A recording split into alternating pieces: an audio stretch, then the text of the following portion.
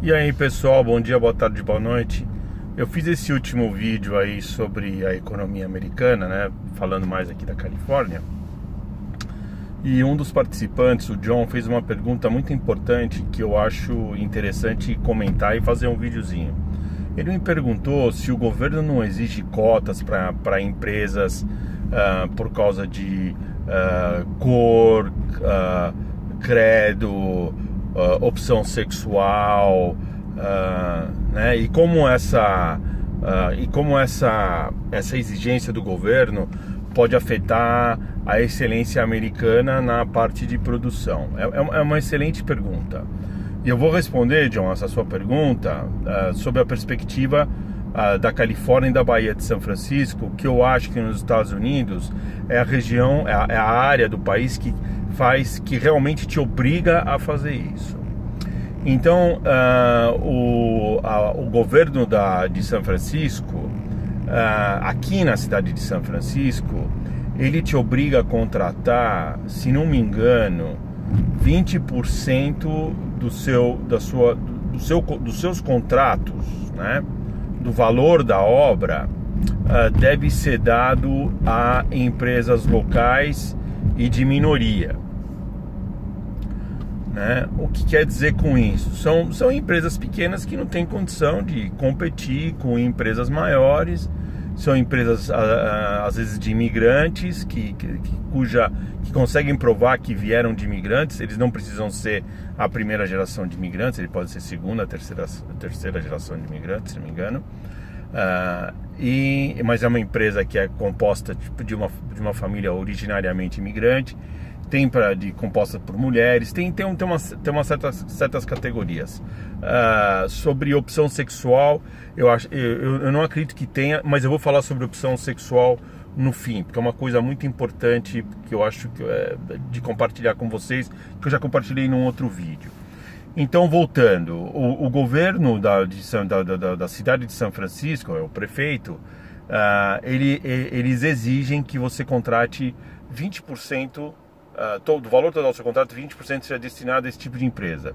Daqui a alguns anos isso vai para 40%. Por quê? Eles querem estimular a economia local e querem dar chance também para as empresas pequenas de participarem numa fatia maior de mercado.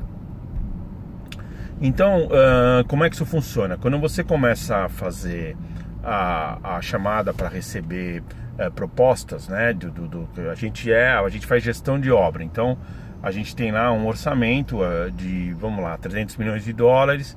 Então, a gente sabe que 60 milhões de dólares tem que ser destinados a empresas pequenas. E a gente faz esse trabalho de contratar. Mas ao mesmo tempo também, é isso que eu gosto dos Estados Unidos, o governo não é estúpido, ele não é intransigente, porque muitas vezes ele entende, quando você está numa área especializada, nem sempre você encontra o número de fornecedores o suficiente, ou de provedores o suficiente, para preencher aquela cota de 20%, porque você não os encontra. E mesmo se você encontra alguns, eles não atendem às características técnicas necessárias para a execução daquele projeto. Então a gente sempre convida todo mundo e a gente sempre torce para que tenha uma empresa para fazer isso, porque é exatamente o que a gente faz, é a distribuição da riqueza, a distribuição da oportunidade que ajuda. E eu já vou falar já sobre excelência americana. Mas nem sempre a gente consegue ter hoje até 20% dos contratos transferidos para empresas de minorias. E quando isso acontece, você tem que fazer um relatório explicando por que você não está, por que você não atingiu os 20%. Na verdade, quando você faz a contratação, quando você começa a construir a obra, já existe um grupo do governo que eles chamam de Workforce Development, já te pedindo relatórios de como está a sua porcentagem de contratação. Inclusive para obras grandes, a gente tem uma pessoa que só faz essa gestão, uma pessoa dedicada a essa gestão para informar o governo e para identificar no mercado quais são as empresas que podem entrar e trabalhar conosco, né? Com relação e se você não encontra, você faz um relatório. Com relação à excelência americana, também foi uma boa pergunta. Em áreas de tecnologia que é muito exigente, é muito difícil você achar essas empresas de minorias para participar do trabalho com você, porque o custo da criação de uma empresa dessa é muito alto. Você acha empresas menores para fazer outros tipos de serviço na construção civil, como pintura, como instalação de portas. Na parte elétrica, de sistemas mecânicos, sistemas hidráulicos, eu acho mais difícil. Você pode até achar alguma para fazer alguma coisa pequena. A gente também acha muitas empresas que fazem remoção de entulho, empresas que fazem limpeza. Então a gente, no máximo que a gente consegue, a gente contrata. E o que a gente faz? Essas empresas, elas têm um treinamento com a gente. A gente planeja quando ela vai chegar. Então a gente sabe que essa empresa vai começar a trabalhar com a gente daqui 3, 4 meses, ou daqui 2 meses. A gente coloca essa empresa num treinamento, porque os maiores desafios que a gente tem com essas empresas nem é tanto em qualidade de trabalho, mas sim são nos controles financeiros, no pagamento de imposto e com relação à segurança de obra, que elas não são muito boas em segurança de obra. Então a gente trabalha muito com eles para a segurança de obra e a gente trabalha muito com eles para que eles tenham os reportes financeiros adequados, para que a gente possa saber o que está acontecendo, para que eles paguem todos os seus impostos, porque senão também a gente vai ser responsável. Então a gente tem mais esse trabalho. A gente não tem tanto um trabalho com relação à competência técnica, mas a gente tem um trabalho com relação à competência de produzir relatórios financeiros, a competência de ter uma segurança de trabalho adequada, de ter o que a gente chama de IPP, que é Injury and Illness Prevention Program, de ter um programa de prevenção de acidentes, né?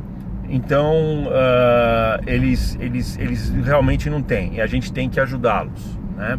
Então isso a gente faz para que a gente mantenha os padrões de qualidade do projeto e mais ainda os padrões de segurança. Com relação à opção sexual, o que eu posso dizer, eu estou te falando aqui da Bahia de São Francisco, o pessoal está mais preocupado na sua capacidade intelectual do que na sua opção sexual, né? Você, como eu já disse, eu tenho amigos e amigas que têm opções sexuais diferentes, e aqui tem uma miríade de opções sexuais. É um negócio maluco. Tem pessoas que você não pode chamar o indivíduo de he or she, porque eles não se definiram ainda. Eles são os dois ao mesmo tempo. Então você tem que chamar eles de they. They. Eu não falo he did this, eu falo they did this. He is busy. Aí ele fala they are busy. They are busy. A gente se refere a uma pessoa. A gente estava até discutindo outro dia, fala, pô, é uma pessoa. Será que a gente fala they are busy, que é o correto em inglês, ou a gente fala they is busy, né? Eles está ocupado, porque se refere a uma pessoa. A gente estava tentando entender qual que seria a melhor maneira de se referir, né? Será que a gente usa o verbo na terceira pessoa do plural, ou a gente usa o verbo na terceira pessoa do singular? Então são coisas que a gente vai aprendendo. Mas aqui em São Francisco, na Califórnia, eu posso te dizer, em Nova York, eu acho que também, eu não sei muito do meio do país, mas aqui em São Francisco a opção sexual, a sua opção não interfere em nada, porque o pessoal aqui está mais enfocado na sua qualidade, na sua capacidade intelectual, do que com quem você vai viver sua vida, ou qual que é a opção que você tem, né, sexual. E, realmente aqui a gente não deveria ser em todo lugar a mesma coisa, mas aqui em São Francisco ninguém está muito preocupado com isso, não, né? Você aprende muito vivendo aqui, você aprende a conviver com pessoas que têm ideias diferentes, pensamentos diferentes, opções diferentes e tudo. Também uma coisa muito interessante, pelo menos na área de construção, onde eu trabalho, a gente também não tem esse problema de cor, né, de racismo, ou porque você é de uma certa etnia ou de uma outra etnia. Cara, na construção, pelo menos onde eu trabalho e nas obras que a gente vai, eu já tô aqui nessa área aí desde 2005, eu nunca presenciei um problema desse. Porque o cara é estrangeiro, ele é mexicano, ou ele é da Guatemala, ou ele é latino, o que seja, né? Eu nunca experimentei esse problema de racismo, né? Preconceito aqui, mesmo comigo, né? Nunca tive muito. Não, de fato nunca aconteceu. Uma vez só um cara comentou pra mim, fiz uma gozação do meu accent, da maneira como eu falava. Aí eu perguntei pra ele quantas línguas ele falava eu falo inglês. Eu falei pra ele, eu falo várias línguas, eu falo francês, eu falo alemão, mas eu tenho que voltar a praticar o alemão, eu falo espanhol, eu falo português, eu estudei japonês. Então tem aí uma série, mas japonês eu estudei há muitos anos atrás, né? E, enfim, aí eu falei pro cara, eu sei falar diversas línguas. E quantas línguas você fala? Ele fala, eu falo só americano. Eu falei, pra você ver, né? Então eu prefiro ter um problema com o meu acento do que só saber uma língua. E acho que foi a única vez. Eu acho que ele nem falou. Ele falou assim, não sei se foi de gozação ou se eu tava num dia que eu não tava de um bom humor e eu peguei o meaning errado, mas nunca tive problema com nada disso, né? Mas John, sua pergunta foi muito boa, espero que eu tenha respondido. E vão perguntando, e mais uma vez para todo mundo aí, bom dia, boa tarde, boa noite.